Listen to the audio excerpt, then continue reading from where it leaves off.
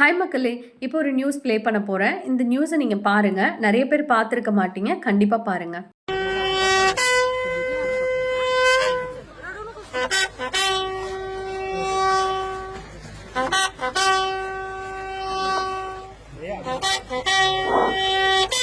Hello hello hello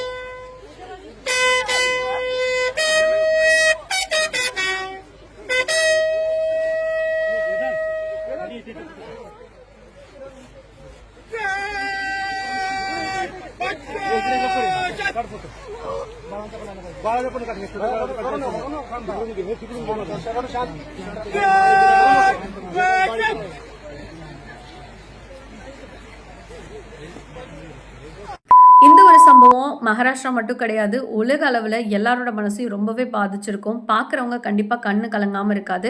தன்னோட மகள் பிறக்கறக்கு சில மணி நேரத்துக்கு முன்னாடி ஒரு விபத்துல சோல்ஜர் வந்து இறந்துடுறாரு. அவரோட இறுதிச் சடங்க அட்டெண்ட் பண்றதுக்காக ஒய்ஃப் லேபர் முடிச்சுட்டு டைரக்ட்டா அவங்க ஸ்ட்ரக்சர்லேயே வந்து பார்க்குறாங்க. ஸோ எப்படி இருக்கும் அவங்களோட மனநிலைன்னு யோசிச்சு பாருங்க. அவங்க அத எதிர்பார்த்திருக்க மாட்டாங்க. அந்த குழந்தை அவங்க அப்பாவே கூட அந்த குழந்தை பார்க்கவே இல்ல. அப்படி ஒரு சோகமான ஒரு சம்பவம்.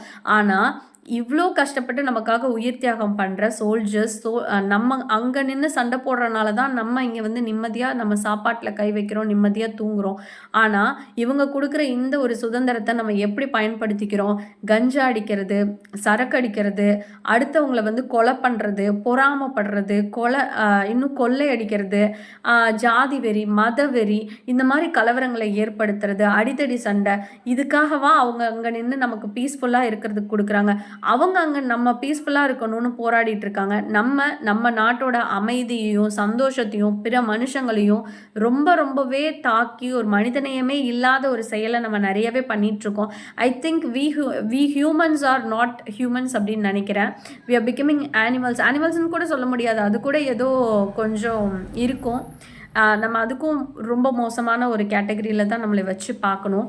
ஸோ தயவு செஞ்சு இந்த மாதிரி சம்பவங்களை பார்த்தாவது நமக்காக சுதந்திரத்துக்காக நம்மளோட நிம்மதிக்காக பார்டரில் நின்று போராடுறாங்க.